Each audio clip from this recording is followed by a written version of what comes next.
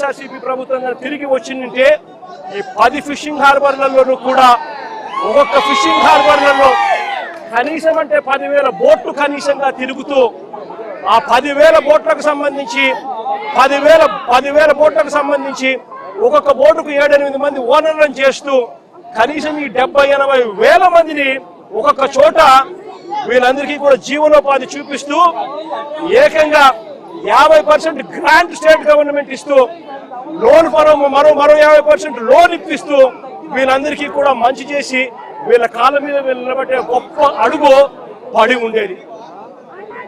రాష్ట్ర ప్రభుత్వం నిజంగా మారింది.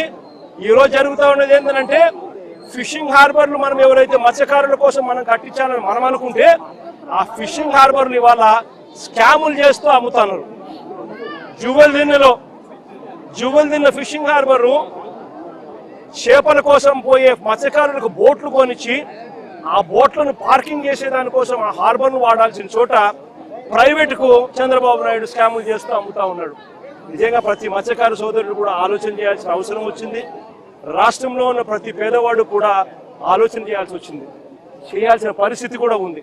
నిజంగా ఎంత దారుణంగా ఉంది ప్రభుత్వం అంటే మన ప్రభుత్వంలో మంత్రి సిదిరి అప్పలరాజు మత్స్యకార మంత్రి మన ప్రభుత్వంలో ఈరోజు మత్స్యకారులను చంద్రబాబు నాయుడు ప్రభుత్వం ఎంత దారుణంగా హింసిస్తా ఉంది అంటే చిన్న ఎగ్జాంపుల్ ఆ సిదిరి అప్పలరాజు కథ వింటే సిదిరి అప్పలరాజు కొడుకు 18 ఏళ్ల పిల్లోడు. సిదిరి అప్పలరాజు డాక్టర్, పలాస ఎమ్మెల్యే, మంత్రి, ఫిషింగ్ మంత్రి మన ప్రభుత్వంలో. సిదిరి అప్పలరాజు కొడుకు 18 ఏళ్ల పిల్లోడు బైకు తోలుతా ఉండి కర్మవశాత్తు బైకు తోలుతా ఉండి ఎవరిలో గుద్ది బైకు తోలుతా ఉండి ఒక మనిషి చనిపోయాడు. యాక్సిడెంట్లు అవుతూ ఉంటాయి. చేసింది నేను కరెక్ట్ అని నేను చెప్పను. బట్ ఆ పిల్లోడు 18 ఏళ్ల పిల్లోడు బైక్ తోలుతా ఉండి ఆ పిల్లోడికి ఏం తెలుస్తుంది? ఒక్కొక్కసారి జరుగుతాయి. జరిగినప్పుడు నువ్వేం చేస్తా ఉన్నావు? ప్రభుత్వం ఏం చేసిందో తెలుసా? ఆ సిదిరి అప్పలరాజు కొడుకును మర్డర్ కేసులో హోమిసైడ్ సెక్షన్ పెట్టి ఇరికించాలని ప్రయత్నం చేసింది. నిజంగా ఈ ప్రభుత్వం మానవత్వం ఉందా అని అడుగుతా ఉన్నా. చివరికి జడ్జి తప్పులు బట్టి ఏం సెక్షన్ పెడతానారయ్యా మీరు? 18 ఏళ్ల పిల్లోడి మీద మర్డర్ కేసు ఏంది పెట్టడము? అరే యాక్సిడెంట్ అయ్యింది, తప్పు జరిగింది, అది మర్డర్ కేసు పెట్టడం ఏందయ్యా అని చెప్పి జడ్జు తిట్టి సెక్షన్ మార్పించింది. అంటే ఎంత దారుణంగా జరుగుతూ ఉందని ఆలోచన చేయమని అడుగుతా ఉన్నా.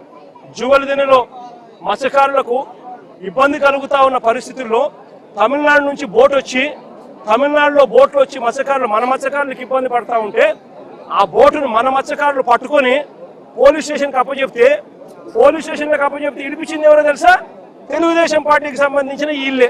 లోకేష్ గారు అక్కడికి పోతారు నెల్లూరు జిల్లాకు. లోకేష్ పోయిన మరుసటి రోజు బోటు రిలీజ్.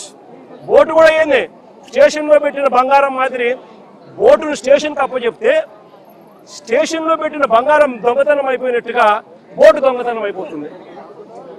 దానికి కారణం ఎవరంటే లోకేష్తో పాటు ఇంకొక తెలుగుదేశం పార్టీకి సంబంధించిన ఇంకొక ఎంపీ, రాజ్యసభ ఎంపీ. అంటే మత్స్యకారులు అంటే ఎంత విలువ లేకుండా ఉంది అనేది ఆలోచన చేయాల్సిన అవసరం కూడా ఉంది. ఈరోజు రాష్ట్రంలో నిజంగా ప్రతి పరిస్థితి కూడా ఇదే మాదిరిగానే ఉంది. రాష్ట్రం